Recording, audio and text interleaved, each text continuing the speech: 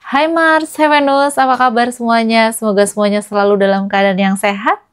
Dan welcome back to Hokus Pokus atau cerita Ivani. Dan hari ini aku bakal bawain cerita tentang Catherine of Aragon, Ratu Inggris yang merupakan istri pertama Raja Henry ke-8. Langsung aja kita mulai ceritanya dan selamat mendengarkan.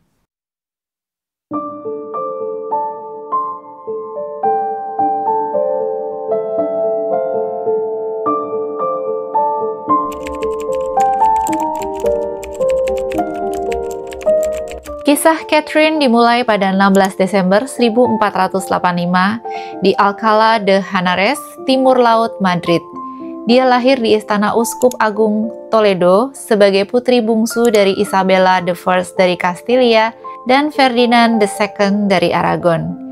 Dia dinamai sesuai nama nenek buyut dari pihak ibunya, yaitu Catherine dari Lancaster, putri John of Gaunt. Orang tua Catherine memiliki 4 orang anak perempuan dan 1 orang putra. Sejak kecil, Catherine ini sudah ikut berperang dengan orang tuanya. Masa kecil Catherine diwarnai oleh perpindahan dari satu tempat ke tempat yang lain.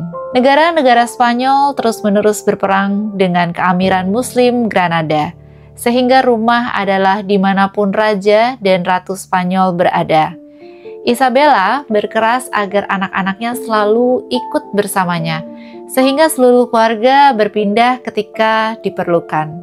Catherine turut hadir pada upacara kemenangan atas takluknya Granada pada 2 Januari 1492, dan jelas bahwa kota itu sangat penting baginya. Ketika tiba waktunya untuk Catherine pergi ke luar negeri dan dia menikah, dia memilih buah delima sebagai lambang pribadinya yang dalam bahasa Kastilia adalah Granada. Penaklukan Islam oleh orang tua Catherine di Granada menandakan bahwa mereka sangat taat terhadap agamanya. Isabella dan Ferdinand mengambil kota Granada, menduduki masjid kota menjadi gereja Kristen, dan rumah pribadi pemimpin orang Moor diubah menjadi biara Fransiskan. Granada menjadi simbol perang salib Kristen Ferdinand dan Isabella, sebuah kemenangan iman mereka atas orang Moor. Tidak heran Catherine akan berpegang teguh pada agamanya setelah dewasa, walaupun jauh dari tanah airnya. Isabella, ibu Catherine, memastikan anak-anak mereka termasuk Catherine mendapatkan pendidikan yang tinggi, termasuk diantaranya adalah bahasa, matematika, sastra,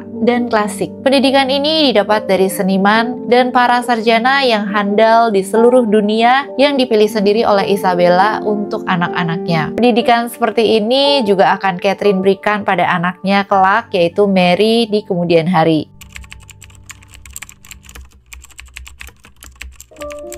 Setelah tahun 1486, Henry ke-7 dari Inggris mulai mempertimbangkan perjodohan antara putra sulungnya, Pangeran Arthur, dan seorang putri dari Spanyol, yaitu Catherine. Henry ke-7 merasa bahwa pernikahan ini tuh dapat memperkuat Inggris di pemerintahannya yang masih sangat baru waktu itu.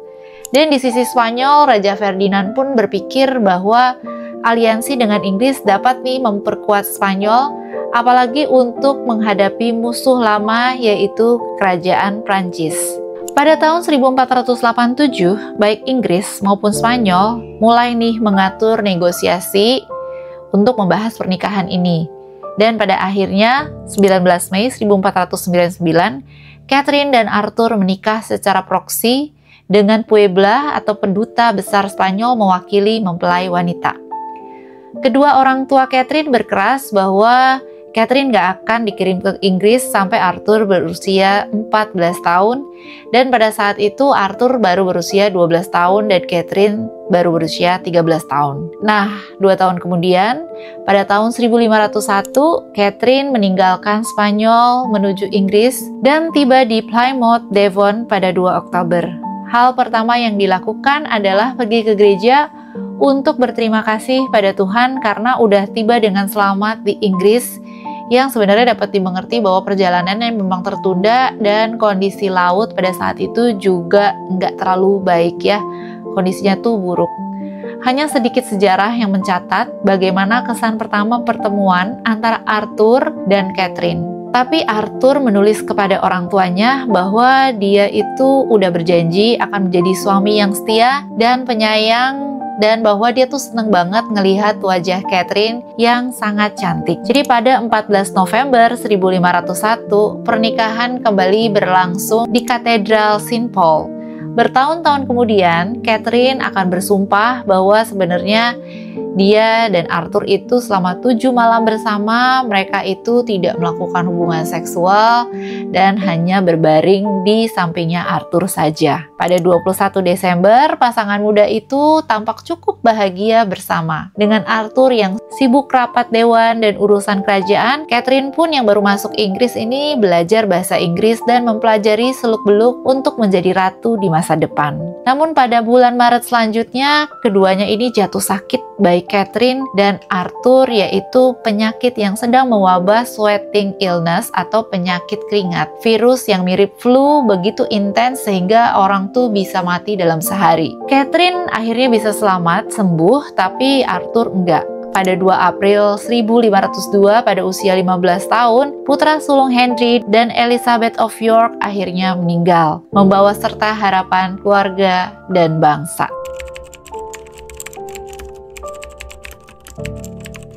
Nah, masalahnya sekarang adalah, lalu apa nih yang harus dilakukan oleh janda mudanya, yaitu si Catherine?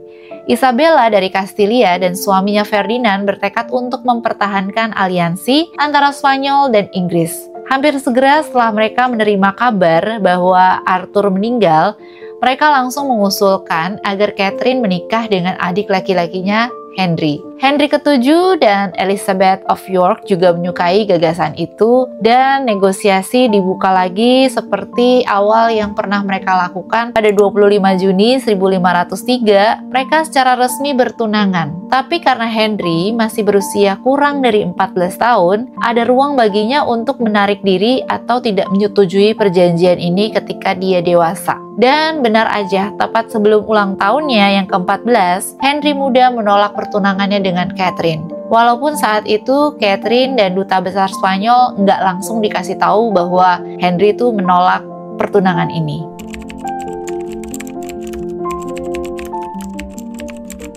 Selama masa pertunangannya, Catherine sempat terombang-ambing di Inggris karena hal ini dan terus mengeluh dengan menulis surat pada ayahnya bahwa ia mengalami kemiskinan di Inggris, bahwa untuk hidup dan membayar pelayannya saja, dia perlu menjual emas dan peraknya yang merupakan bagian dari maharnya yang sebelumnya. Catherine juga mengeluh pada tahun 1507 bahwa meskipun tinggal di istana Richmond dengan Pangeran Henry, dia bahkan nggak melihat Henry selama 4 bulan lamanya. Surat-suratnya bagaimanapun menunjukkan keraguan dan ditulis dengan tangannya sendiri. Dan ini menunjukkan bahwa dia tuh nggak punya sekretaris pribadi untuk melakukan tugas-tugas ini. Ini pasti situasi yang sulit, yang sangat menegangkan bagi seorang wanita muda di negara asing tanpa kendali atas masa depannya sendiri. Semua orang mulai percaya bahwa pernikahan ini kayaknya nggak bakalan terjadi ya antara Catherine of Aragon dan Henry. Sepertinya rencana Catherine untuk kembali ke Spanyol harus mulai diatur kembali nih. Pada Maret 1509, ketika keteguhan hati Catherine udah mulai menipis, dia juga udah mulai mempertimbangkan nih, mendingan aku pulang aja dan mengambil sumpah suci sebagai biarawati. Nah, pada 21 April 1509, Henry ke-7 meninggal. Pangeran Henry, sekarang yaitu Henry ke-8 dari Inggris, memberikan instruksi tiba-tiba bahwa dia memutuskan untuk menikahi Catherine dan bahwa pernikahan harus segera dilakukan sesegera mungkin. Dia lalu mengklaim bahwa sebenarnya itu adalah keinginan terakhir ayahnya.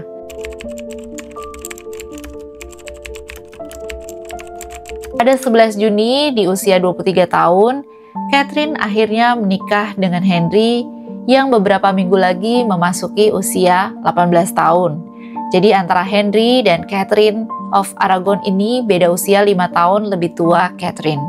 Mereka menikah di gereja Observan Fransiskan di luar istana Greenwich.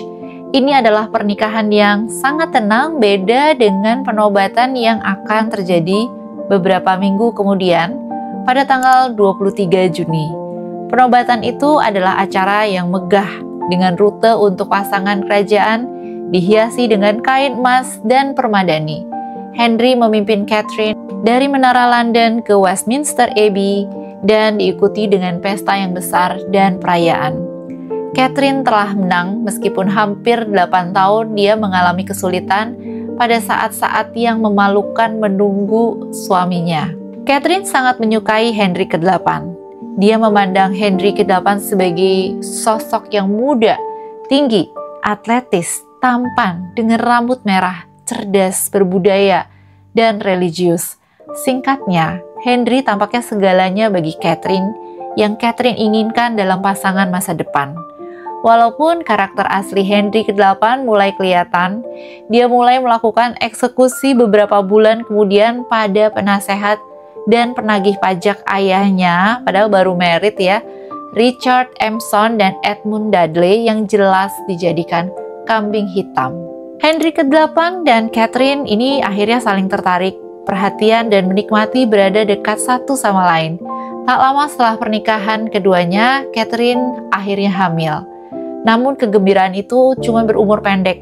Pada 31 Januari 1510, sekitar 6 bulan kehamilannya, Catherine keguguran dan ia melahirkan bayi perempuan yang lahir mati. Catherine merasa sedih banget dan tertekan. Apalagi Henry mulai mengejar Lady Anne Hastings. Namun Catherine masih muda waktu itu dan tidak lama lagi Catherine akhirnya bisa hamil lagi.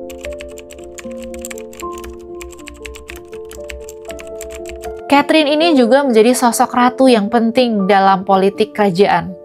Pada 1 Januari 1511, Catherine akhirnya melahirkan putra yang sangat didambakan dia dan suaminya, yaitu seorang anak laki-laki yang juga dinamai Henry. Ada acara syukuran besar-besaran yang diadain Henry untuk kelahiran anak ini yang juga secara pribadi menghormati istrinya karena memberinya seorang putra.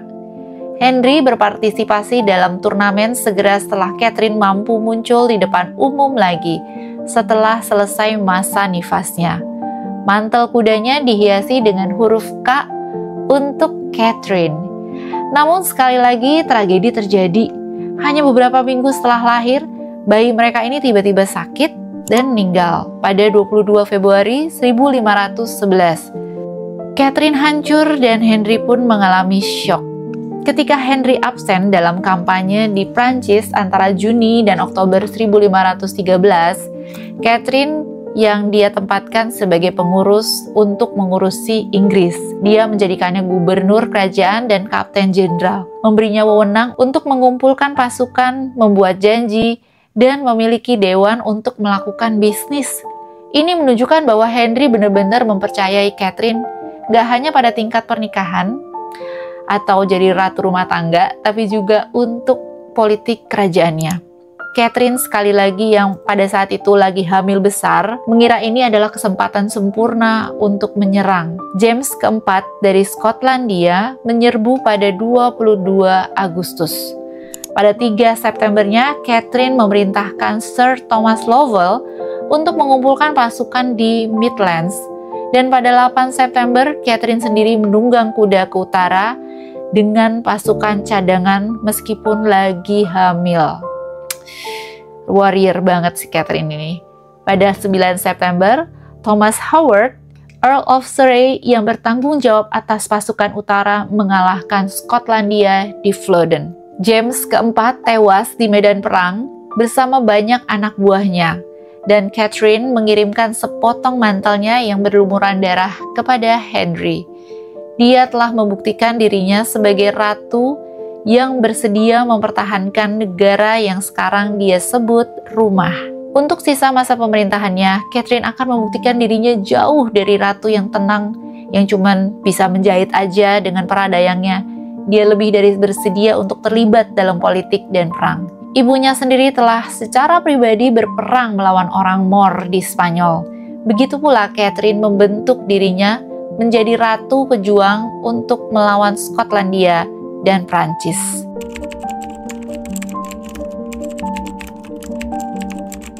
Namun sayang banget, diyakini karena kelelahan fisik ini, Catherine sekali lagi keguguran seorang putra pada 13 September.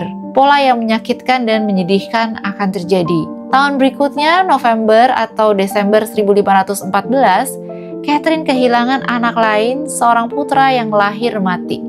Perselingkuhan Henry dengan wanita lain lalu terus terjadi, diyakini sebagai pelarian atas kesedihannya karena kehilangan anak-anaknya. Catherine sendiri sekarang berusia awal 30-an, dan kecantikan mudanya telah memudar di bawah tekanan dan tragedi bertahun-tahun. Menjadi wanita yang udah lebih nyaman memasuki usia parubaya, meskipun masih menarik, membawa lebih banyak berat badan setelah kehamilan yang berturut-turut. Dan Catherine tampak jadi lebih bijaksana, jadi ibu-ibu banget. Namun doanya untuk seorang anak yang hidup akan segera terjawab. Dia sekali lagi hamil pada 1515.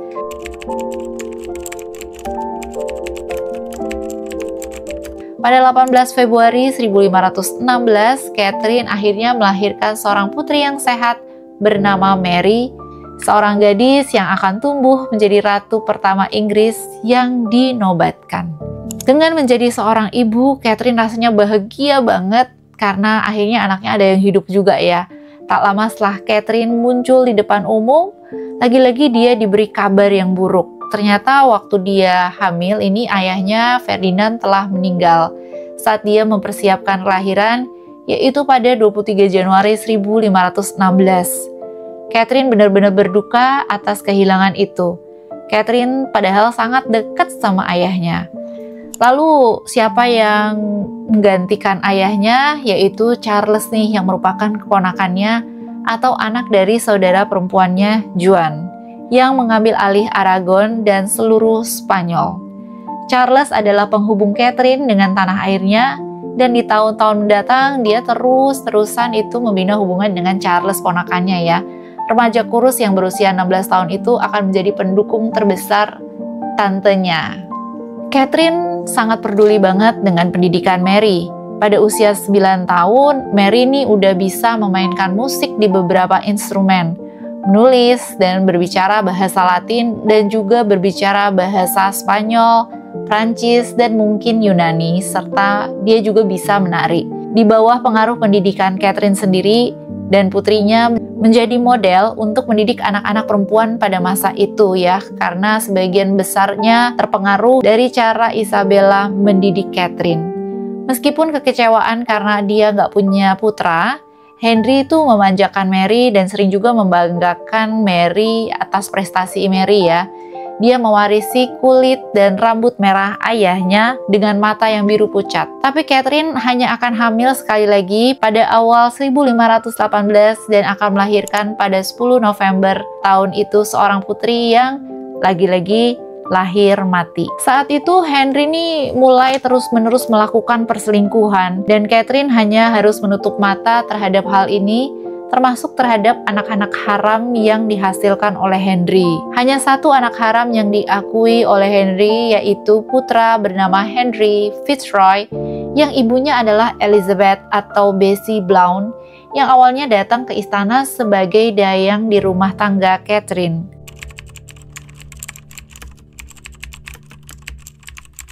Pada 1525, menjadi jelas bahwa Catherine gak mungkin lagi bisa melahirkan anak, dan Mary diperlakukan sebagai ahli waris Henry. Dia dikirim ke kastil Ludlow seperti yang dilakukan oleh Pangeran Wallace, meskipun dia tidak pernah secara resmi diberi gelar Putri Wallace. Pada saat yang sama, Henry Fitzroy diangkat sebagai Adipati Richmond, sebuah langkah yang banyak dilihat sebagai kemungkinan jalan untuk menuju tahta. Catherine tampaknya telah berdamai dengan fakta bahwa putrinya Mary ini adalah satu-satunya ahli waris tahta Inggris. Mary hanya perlu punya suami yang tepat berada di sampingnya. Dan sementara itu Henry ini puter-puter otak main-main dengan pihak Prancis dan Spanyol untuk membuat dan memutuskan kira-kira Mary ini akan tunangan sama siapa. Dia mulai kutak-katik gitu ya. Catherine selalu lebih memilih suami Katolik Spanyol untuk putrinya.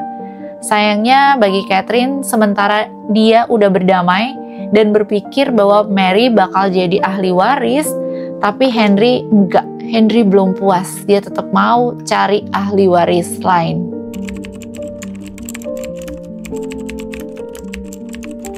Pada tahun yang sama ketika Mary dikirim ke Ludlow, Inggris dan Prancis membuat perdamaian. Dan matanya itu berkeliaran menuju salah satu dayang Catherine, yaitu Anne Boleyn yang terkenal itu. Anne berambut gelap, menarik dan menggoda. Dia telah menghabiskan banyak masa mudanya di istana Prancis dan tariannya, perilaku genitnya, dan gaya berpakaiannya yang eksotis di antara bangsawan istana Inggris. Anne berusia antara 10 hingga 17 tahun lebih muda dari Henry.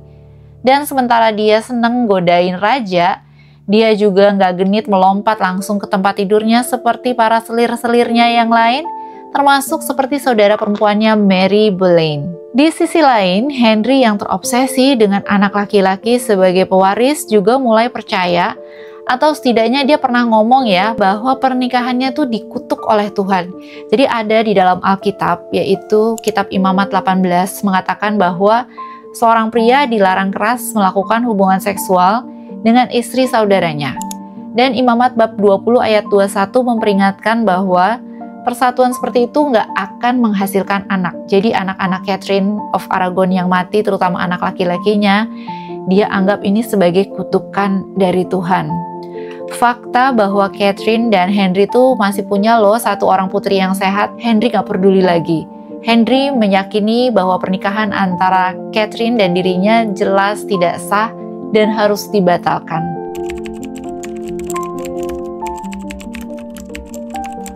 Catherine yang mendengar gagasan ini tentu aja terkejut banget ya.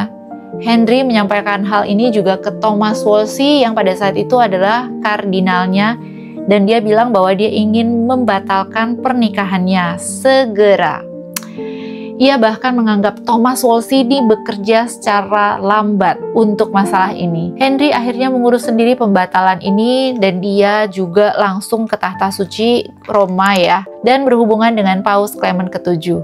Nah, si Paus Clement ke-7 tentu saja menolak usulan Henry. Dan sejarawan mencatat bahwa tentu saja Paus juga nggak bisa mengabulkan pada saat itu.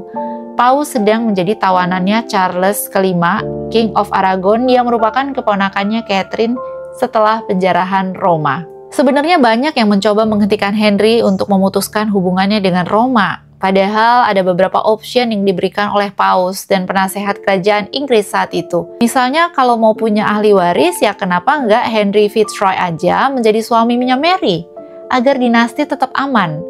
Atau raja berpoligami aja tanpa harus menceraikan Catherine, kan bisa juga ya. Namun Henry sepertinya tetap kekeh untuk menginginkan pembatalan pernikahan. Pengadilan pembatalan pernikahan pun digelar dan Catherine gak pernah diundang.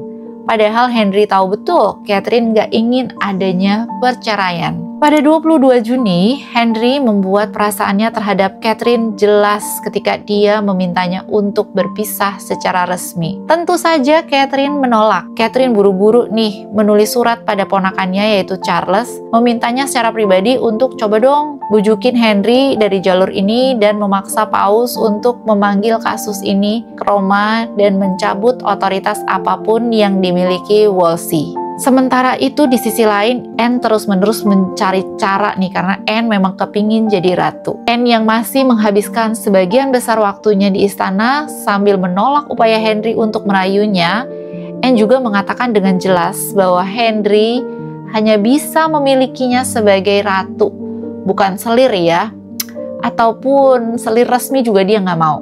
Singkatnya, pokoknya Henry dan Anne Boleyn berusaha mencari cara untuk bisa membatalkan pernikahan tersebut, agar mereka bisa bersama dan kelihatan benar di mata Tuhan atau di mata hukum.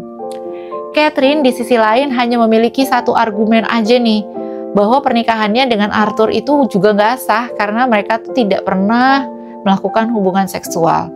Dan karena itu dia adalah istri sahnya Henry, bukan Arthur di mata Tuhan. Nah, tapi masalahnya bahwa dia tuh nggak pernah melakukan hubungan seksual itu emang yang tahu ya dia doang, karena itu juga nggak bisa dibuktikan. Paus saat itu tuh mengirim Kardinal Campeggio pada Oktober 1528 dan di bawah meterai pengakuan, Catherine bersumpah bahwa dia tuh hanya tidur di sebelah Arthur ketika dia berbagi tempat tidurnya dan nggak lebih. Banyak dukungan yang melonjak untuk Catherine. Ya, namanya juga Catherine istri yang sah ya. Tapi dukungan dari rakyat itu juga nggak membantu. Henry bertekad untuk tetap mendapatkan jalannya. Dan akhirnya pada bulan Mei 1529, pengadilan legatin bertemu di Blackfriars. Catherine terus-menerus melakukan banding ke Paus agar kasusnya tuh naik banding lagi dibahas di Roma. Dan Catherine itu tidak mau berpisah sama Henry pokoknya. Dia tetap kekeh bahwa pernikahannya selama ini adalah pernikahan yang sah. Beberapa hari kemudian, pada 21 Juni, baik dia dan Henry muncul. Raja menyusun kasusnya dan Catherine mengajukan banding untuk kehormatan dirinya dan Mary. Catherine lalu melakukan walkout di tengah pengadilan karena dia tahu bahwa dia tuh gak mungkin menang, meskipun dipanggil untuk kembali. Namun setidaknya untuk saat ini, Catherine masih menjadi ratu, tapi dia dan Henry jarang menghabiskan waktu bersama. Dan ketika mereka sesekali makan bersama, biasanya itu lalu bertengkar dengan sengit. Pada Juni 1530, Henry masih meminta Catherine untuk membuat kemejanya. Tapi akhirnya pada 1531, Catherine diusir dari istananya dan Anne Boleyn menempati kamarnya.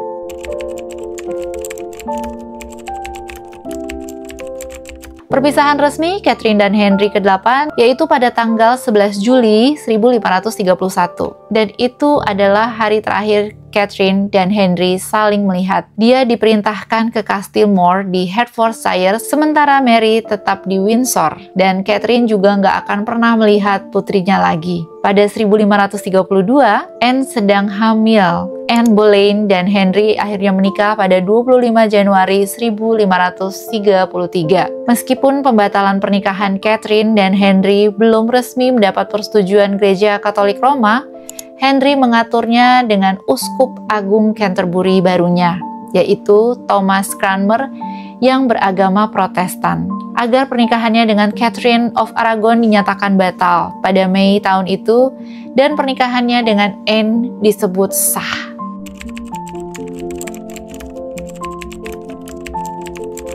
Inggris memutuskan hubungannya dengan Gereja Katolik dan Henry mengambil posisi sebagai kepala Gereja Inggris. Catherine hancur banget ya hatinya, tapi dia tetap teguh dan keras kepala bahkan dalam kekalahan, menolak gelar Putri Wallace Dowager dan hanya bersedia disebut Ratu Inggris.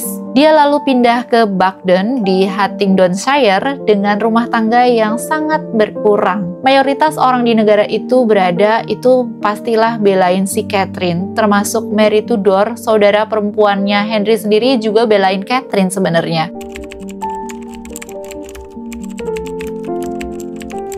Ketika Putri Mary jatuh sakit pada September 1534, Catherine memohon untuk diizinkan melihat putrinya dan merawatnya kembali sehat. Tapi Henry menolak karena curiga putrinya mungkin bakal dibawa kabur ke wilayah Charles kelima atau Aragon. Ibu dan anak perempuan ini bahkan gak diizinkan untuk saling menulis surat. Tapi ada banyak simpatisan yang bersedia mengambil resiko membawa catatan di antara mereka. Henry menawarkan kondisi hidup yang lebih baik dengan kebebasan kepada Catherine dan Mary jika mereka mengakui Anne sebagai ratu baru. Tapi tentu aja keduanya menolak lah ya, kan prestis juga mau ngapain jadinya diakuin Anne Boleyn sebagai ratu. Mary adalah putri ibunya, pasti juga dia menolak. Nah, sepanjang tahun 1535, Catherine terus berjuang untuk tempatnya yang sah, mendesak Paus baru, Paulus III, untuk secara publik menerbitkan ekskomunikasi Henry. Kita mungkin gak akan pernah tahu apa sih yang dirasain si Catherine. Menjelang akhir tahun, Catherine itu mulai jatuh sakit, dan pada Desember dia berbaring di tempat tidur. Catherine mulai bisa merasakan kematiannya tuh sudah semakin dekat, dan dia menulis surat wasiat. Pada 6 Januari 1536 dia sangat sakit dan dia menulis surat kepada Charles kelima untuk memintanya melindungi Mary untuknya.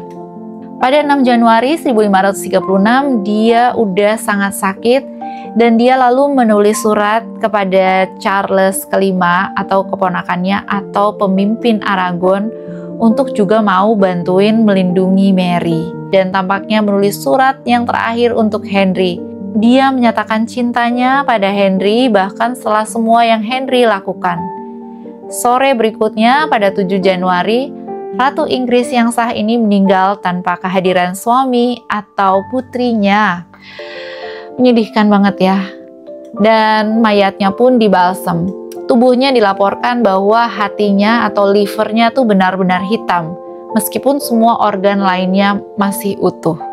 Sangat mungkin livernya yang hitam ini adalah akibat dari tumor atau kanker. Tapi juga banyak yang meyakini bahwa ini adalah akibat racun yang bekerja secara lambat, means berarti selama ini Ratu Catherine itu diracuni diam-diam. Ketika berita kematian Catherine of Aragon diterima oleh Henry dan Anne, mereka bahkan juga nggak sopan, mereka nggak ada sedih-sedihnya. Malah secara publik bahagia tentang kematian Catherine. Dia dan Anne mengenakan pakaian berwarna kuning keesokan harinya yang melambangkan kegembiraan, memamerkan putri mereka Elizabeth di sekitar bangsawan. Pada saat itu bangsawan istana tuh sebenarnya merasa jijik dengan tampilan vulgar itu. Dan pada hari pemakaman Catherine, Anne keguguran seorang anak laki-laki, sesuatu yang dianggap sebagai karma atau pertanda buruk. Henry menolak mengakui Catherine sebagai ratunya, dan dia hanya mau mengakui Catherine sebagai putri Wallace Dowager. Catherine akhirnya dimakamkan di Katedral Peterborough dengan upacara kecil dan tidak ada monumen sama sekali yang didirikan untuknya. Henry tidak pergi ke pemakaman, dan dia juga melarang Mary, anaknya Catherine, untuk hadir. Keterlaluan banget si Henry ya.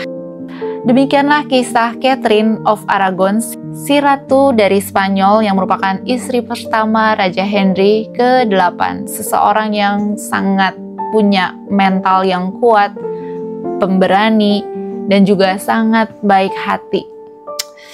Keren banget sih Catherine of Aragon ini ya. Thank you banget yang udah lihat video aku sampai selesai. Jangan lupa dukung aku dengan like, subscribe-nya. Komen juga kalau kalian ada yang mau kasih saran dan ada yang mau ditanyakan. Thank you very much. See you in my next video. Bye.